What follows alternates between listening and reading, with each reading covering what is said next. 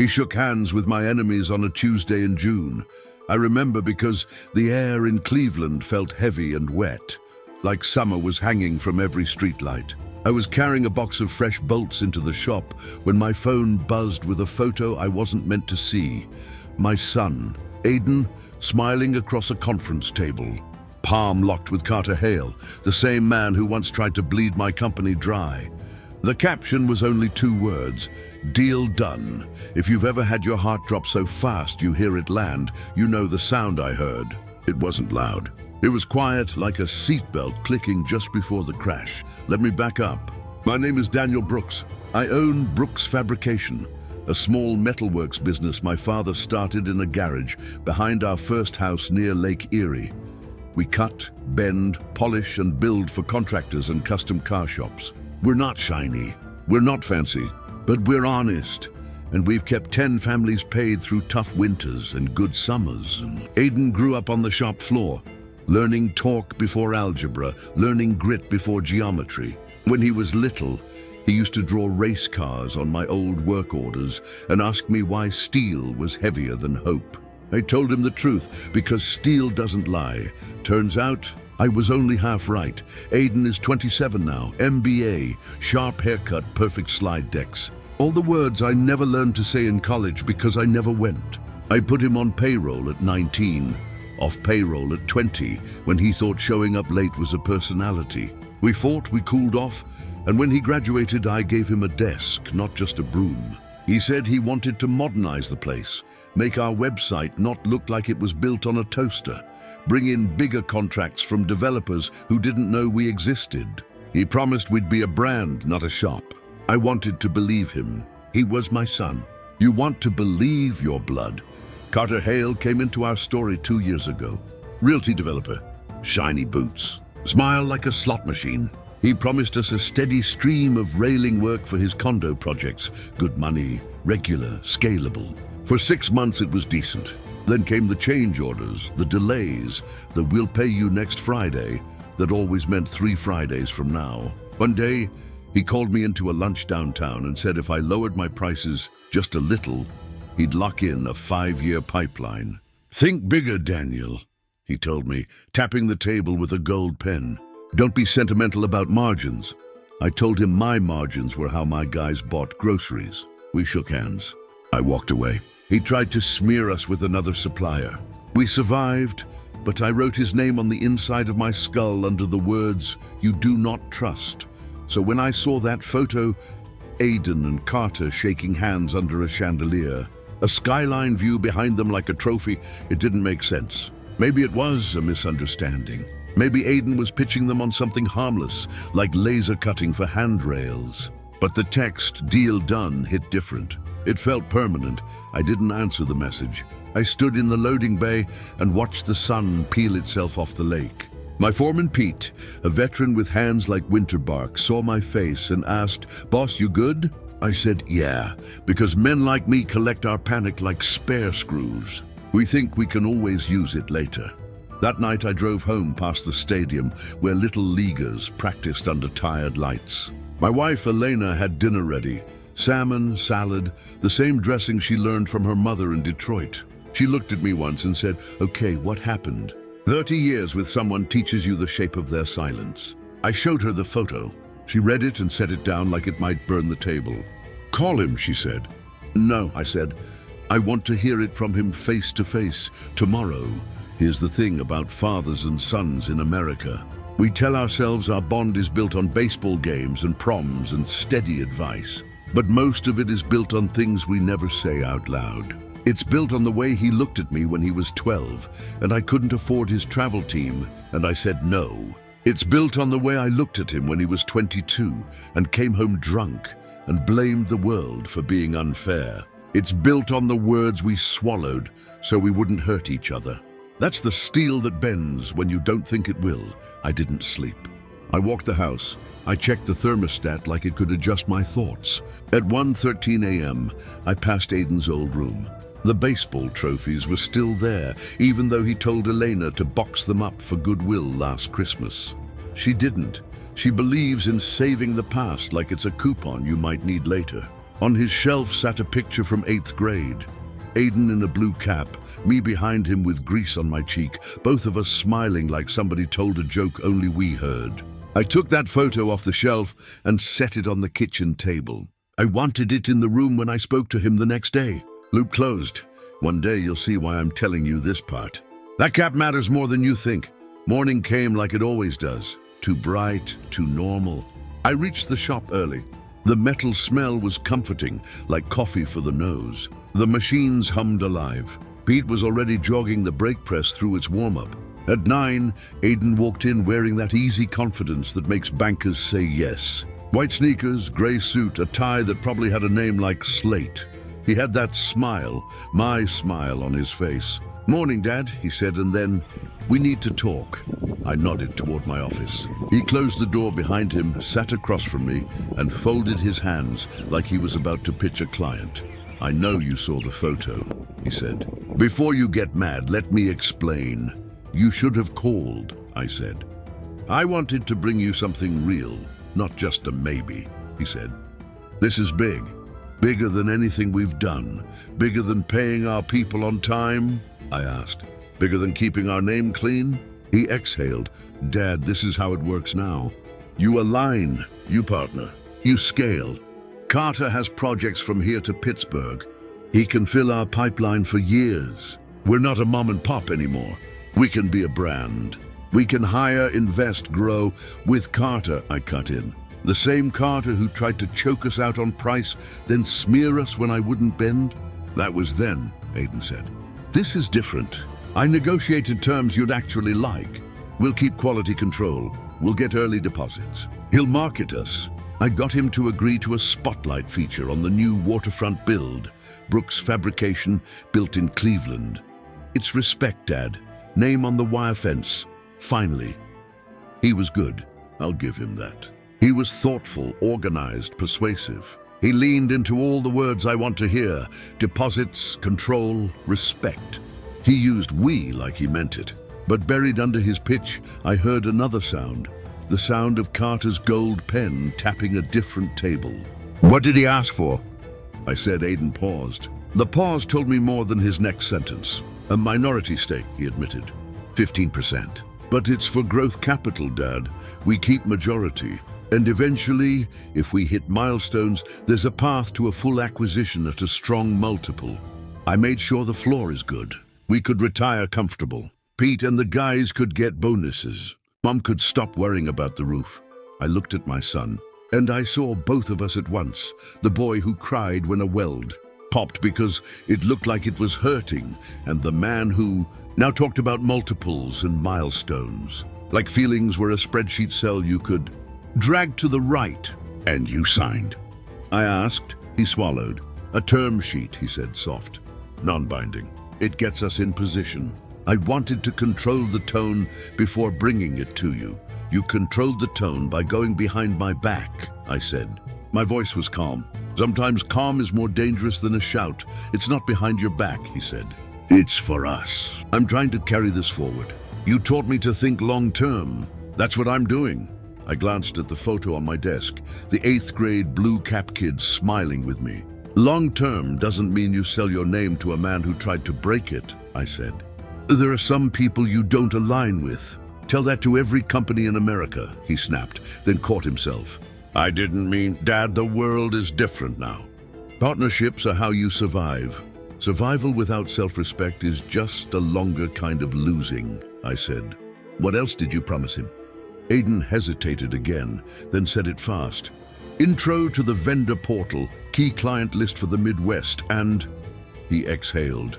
"And our CAD files for the standard railing systems, for efficiency, only under NDA." I felt the room tilt. The CAD files weren't art. They weren't secrets like a soda recipe. But they were ours. They were time, every mistake we learned from, every tweak, every little improvement you only earn by doing it wrong once or twice. "You gave him our playbook," I said. "Under NDA," he repeated like a prayer. "NDAs are umbrellas that break in the first wind," I said. We sat there in the quiet. Outside, the press brake hit metal. Thump, hiss, thump, solid, honest sounds. Aidan looked at me, and in that look, I saw the real distance between us. It wasn't age. It wasn't culture. It was the kind of distance you get when one person thinks the point of life is to win, and the other thinks the point is to finish clean. Both sound right until the bill comes due. I'm not the enemy, he said. I'm your son. I know, I said. That's what makes this feel like a knife I'm not allowed to pull out. He stood. I'll bring Carter by this afternoon. You can ask him everything. You'll see the terms are fair. Bring him, I said. But remember something, Aidan. Deals aren't just numbers. They're names. Once you tie our name to his, it's not easy to cut the knot. He nodded, hand on the doorknob. You'll see, he said. This is good for us. He left, and the office felt smaller. I picked up the phone and played a voicemail I'd been saving for months. It was Carter's voice from the year before, slick and sweet. Daniel, you can do the job at 10 below your bid, or I can find a hungry shop that will. Your choice. I saved it because men like him always circle back, and proof is a good thing to have when the circle closes. I didn't know then how much that voicemail would matter. Loop closing, remember? At noon, Elena texted, "How did it go?" I typed, erased, typed again, and finally sent, "He thinks it's a blessing." She wrote back, "Sometimes blessings are just storms with better PR." I smiled for the first time that day. By 2, the sky over the lake had turned a mean gray. I stood at the bay door and watched the clouds stack like shipping crates. Pete came over and said, "Heard the boy brought something in. You sure about this guy?" He meant Carter. I said, "I'm sure of who he is." Pete nodded, like he'd already prepped the sandblaster for bad news. At 3, a black SUV pulled up. The kind of car that looks like a decision. Carter stepped out in a tailored jacket that cost more than my first welder. Aidan came around the front, flashing that hopeful smile like a white flag. Carter opened his arms. "Daniel," he said, like we were old friends. "Let's make something beautiful together." I didn't offer my hand, not yet. The story, as far as you know, starts here, with a handshake that hasn't happened and a storm pressing down on the city. But really, it started years ago with a blue baseball cap and a boy who believed me when I said steel doesn't lie. What I'm about to tell you will close that loop, and when we're done, you'll see exactly why the end was memorable. Not loud, not violent, but memorable in the way a door finally locks after too many nights left open. "Come inside," I said, and led them toward the office where the old photo sat on the table, watching like a witness. Carter walked in first, like he owned oxygen. His shoes didn't even squeak on the concrete floor, they just arrived. Aidan followed, clutching a folder like it was proof of his good intentions. I told Pete to take the guys for an early lunch. He looked at me twice, like a man who's been through too many storms to believe in coincidences, then nodded and left. When the last welding torch hissed off, the silence inside the shop was so thick you could almost bend it. Carter started talking before I could offer him a seat. "Daniel," he said, smooth as engine oil, "I'm thrilled we're back at the same table. And might I say, the place hasn't lost its rustic charm." He let his eyes wander across the worn benches and framed certificates that hung slightly crooked. "You can tell a lot about a man by his walls," he added. I smiled politely, the kind of smile that means, "You talk, I'll listen. Then I'll bury you in your own words." Aidan slid the folder across my desk. "This is the term sheet. Take a look." I didn't touch it. "I already heard enough from my son. Now I want to hear it from you." Carter rested his elbows on his knees, leaning forward like a priest hearing confession. "It's simple, Daniel. We inject capital, expand your production line, double your reach. In exchange, I take a small equity position. Purely symbolic. You keep control." "Symbolic?" I said. "I've seen your symbols before. They end up with other people's names on them." He grinned, no offense taken. "The market's changing, my friend. You either evolve or you rust. Aidan gets that. He's a sharp young man, reminds me of me when I started." "That's exactly what worries me," I said quietly. Aidan flinched. "Dad, let him finish," I said. Carter tapped the folder. This shop could be a regional brand, Daniel. Think bigger. There's a waterfront development, mixed use, condos, retail, all steel, all you. Imagine the name Brooks Fabrication on banners up and down the shoreline. I want that for you. Funny, I said. Last time you wanted something for me, I almost lost the business. Aiden sighed. Dad, this isn't personal, it's strategy. That's the problem, I said. You think strategy excuses loyalty. Carter chuckled. Loyalty's great in fairy tales. In real life, it's just gravity. Keeps you small, keeps you local. I stood slowly. My father started this with $40 and a broken welder. He taught me that loyalty isn't gravity, it's glue. It holds people together when the math doesn't make sense. You wouldn't understand. Carter leaned back, that smirk still polished. Maybe not, but your son does. For a second, the room shrank. I looked at Aiden. Really looked. He couldn't meet my eyes. Something inside me went cold, the kind of cold that doesn't fade even when the sun hits it. I knew then this wasn't just a business pitch. Something deeper had already been done. What did you sign? I asked. Aiden hesitated, then said softly, a bridge agreement, just to get the ball rolling. Define bridge. Short-term operational control, he said, the words landing like nails. Just until funding clears. I stared at him, trying to understand the scale of it. You gave him control. Temporarily, he said quickly. It's all reversible, Carter cut in, smooth as ever.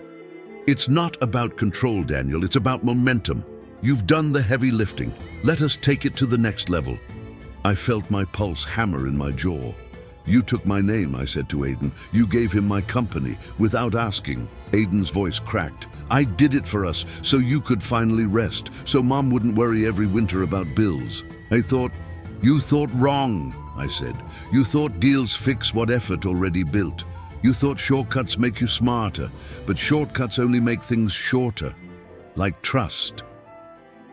Carter checked his watch. Daniel, emotions cloud judgment. Let's be professionals, I turned to him. You ever raised a son, Carter? He blinked. I have 3. Then you know how it feels when one of them looks at you and doesn't see you anymore. The silence after that was the kind you only hear right before thunder. Finally, Carter stood. Well, he said, adjusting his jacket, looks like we're at an impasse, but time's on my side. Contracts are signed. Funds are moving. You'll come around. He started for the door, and that's when I remembered the voicemail. I hit play on my phone. The room filled with his voice from last year. You can do the job at 10 below your bid, or I can find a hungry shop that will. Your choice. Carter froze halfway through the doorway. Funny thing about recordings, I said.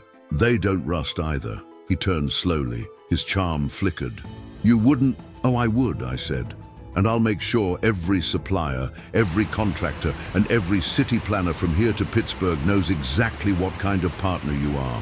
For the first time, he didn't smile. That would be defamation. That would be truth, I said. And truth has better lawyers. Aiden stood between us, panicked. Dad, stop, you're making it worse. No, son, I said, voice steady.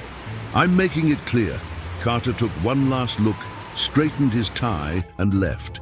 His SUV tires spat gravel like punctuation marks on a sentence he didn't finish.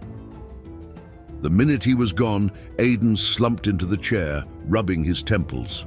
You just burned every bridge we had. You didn't build bridges, Aiden. You built traps. He stared at me, eyes red, voice trembling. You don't understand the world anymore. Everything's partnerships and leverage. You're stuck in some moral museum. I leaned in. If that museum still pays my men on time and feeds their families, then I'll be the damn curator. He didn't answer. He just stood and walked out, shoulders heavy, pride heavier. When the door shut, the lights flickered once and went out, just a breaker glitch maybe. But in that dark shop, with machines gone silent and my son's footsteps fading, I felt something final. The next morning, the news broke. Carter Hale Enterprises had announced a full acquisition of Brooks Fabrication, effective immediately. My phone buzzed non-stop. Clients, journalists, employees, even the local paper wanted a quote. The press release said, "A strategic merger between tradition and innovation." It said nothing about betrayal. Aidan hadn't come home. Elena read the article and dropped her coffee mug. It didn't shatter, it just cracked clean through the middle, a quiet break that looked like nothing until you picked it up. By afternoon, Carter's men were already in my office, measuring walls, setting up new computers, installing their banners. Pete stood near the door, fists in his pockets. "You gonna let 'em, boss?" he asked. "For now," I said. "Let them feel at home." Because revenge, real revenge, isn't rage. It's patience wearing steel-toed boots.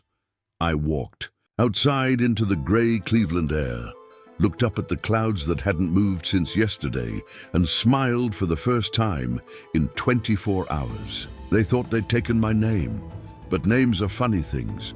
You can sell the letters, but not the story. And I still had a story to finish, one that would end where it began, with that old blue baseball cap and a father who still knew how to weld truth tighter than lies. That's when I made the decision. I wasn't going to fight him in court. I was going to make him collapse under his own deal.